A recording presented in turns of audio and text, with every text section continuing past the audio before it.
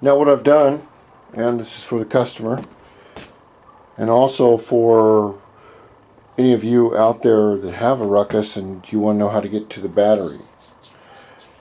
Now as I went on Bike Bandit, what I did was I found out the battery cover, which is right here, how it attaches, and the way it works is kind of a little tricky here. This is your cover right here. It has one screw on the top, one on the bottom, and then there are two hidden ones that were kind of hard to find. This is the front of the bike right here. Well, right here. Alright.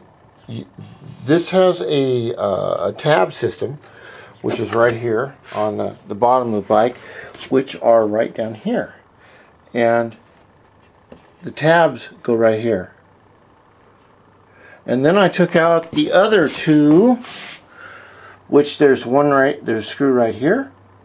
So we have three on each side. We have one, two, down with the blinker, and the third one. The reason I took out the third one, it's not attached to anything, but I can pull this edge out farther in order to get this tab off. And also when I go to put the cover back on, I can have more room to put these tabs back down into these tab holes. Now, as a student of figuring out what's wrong with this, what I look for is symptoms. Now, this bike, one thing I've noticed, it has dust in it, which is no problem, but it seems to be water streaks in here, which I find odd. So it must have been left out in the rain a little bit, and probably that doesn't have anything to do with it, but you never know. It's always better to look at all the symptoms. Now let's take a look at the battery. What we know about the battery is that it was replaced, it worked for a while, and then it quit. It slowly quit. It basically ran out of juice, which could be a few things. We know it was a good battery. It was. We know that replacing the battery made the motorcycle work correctly. So if it slowly went down, then the obvious parts are it's not getting a charge to recharge it up to 12 volts or 13 volts, or the rectifier is screwed. The rectifier is your regulator.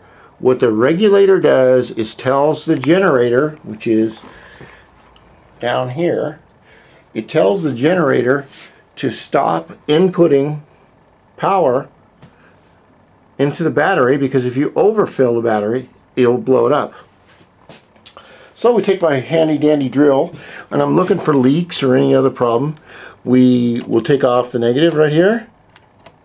There is a negative, a positive, and probably a battery holder. And you want to put these somewhere where they're not going to get lost. Those are neat little battery clips right there, that bottom piece there.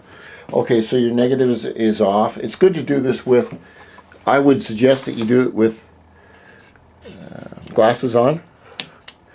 And this is right up here is your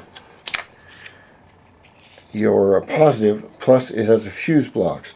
Now I'll check all these fuses. What you have is a spare fuse. Oh, excuse me. Oh, my hand. I'm not pointing correctly. We have a spare fuse right here, I believe. There are 2 or 3 fuses. I'll see if they're loose or if they are damaged. But the first thing that I want to do is take this battery off, and you can see where it says positive on this side and negative. And to take it off, all you really have to do is get a 10mm socket. My hand is going numb on me again, damn it. And this takes off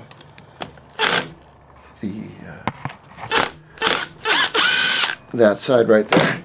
You want to be careful if you have a metal drill that you're not attaching it to a ground anywhere, because you do have a hot lead right there.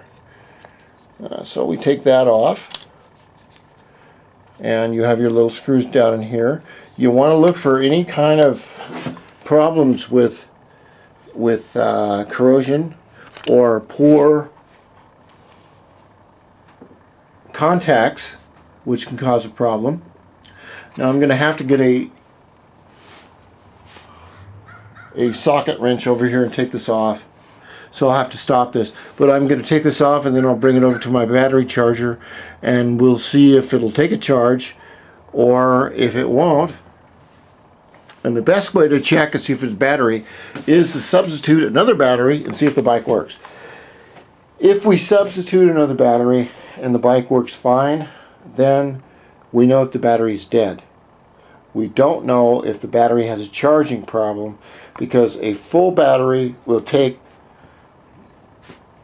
so much time to either be discharged where it won't work anymore, or if the rectifier is broken, which is the battery regulator, if that is broken and letting unlimited amounts of energy flow into the battery, it will overload it and it will become tits up. And in America that means it's going to cost you another 65 bucks. Alright, I'm going to get a socket and take that off.